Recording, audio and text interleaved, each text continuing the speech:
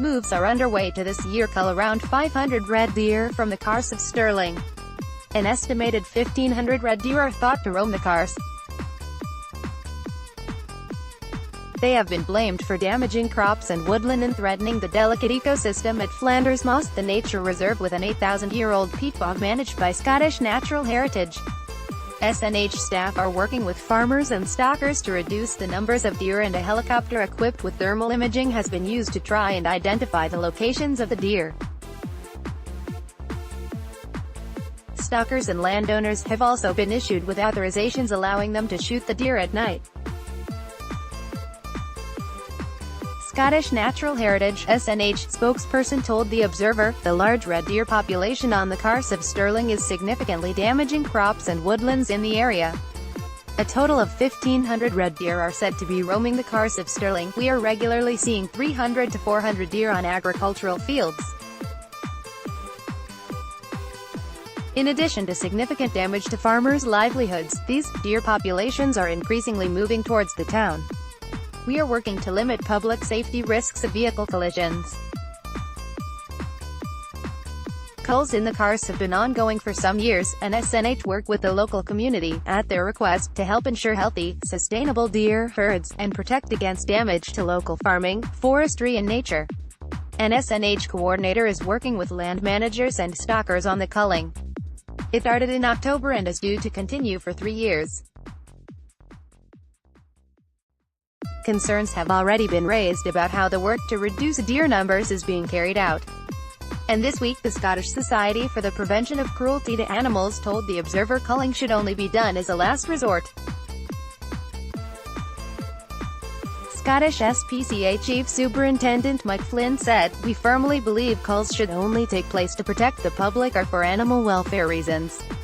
We would expect every alternative option to deter or exclude deer from land to have been exhausted before lethal action is taken," one source, who lives near the Carse, said. "There is no doubt that there is an overpopulation of red deer on the Carse, everyone agrees with that.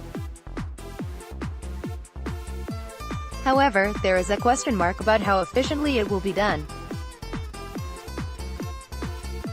Quote, "The resident, who asked not to be named, believed the disruption to red deer habitat north of Aberfoyle had forced the animals to move to the Carse.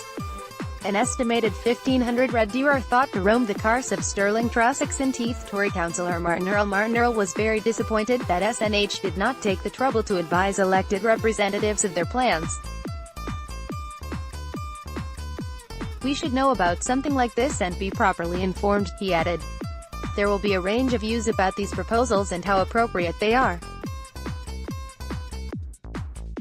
I have a series of questions that I want answering, and given the scale of what is being proposed, I suspect, so will many others." Able to answer some of those questions was Victor Clements, independent chairman of the Flanders Moss Deer Management Group, set up in 2017 to coordinate deer numbers. He said they aimed to cull up to 500 red deer this year and confirmed a total of 298 were killed in 2018. Flanders Moss. Mr. Clements said they had looked at the possibility of corralling the deer and moving them to deer farms, but that had not thought to be workable. He added, "Numbers of red deer have been building up in this area for almost 10 years, having previously been very rare locally. It is likely that they have been displaced by land use changes or woodland activity in the wider area. There are an estimated 1,000 to 1,500 animals in the area, and possibly more. They are causing considerable damage to agricultural crops and grassland, to the point where many farmers have had to abandon growing crops entirely. There is a very obvious economic cost to this.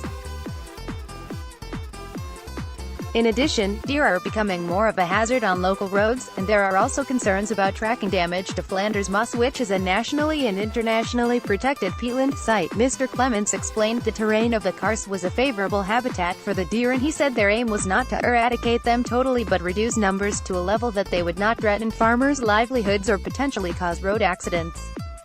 Click here for more news and sport from the Stirling area.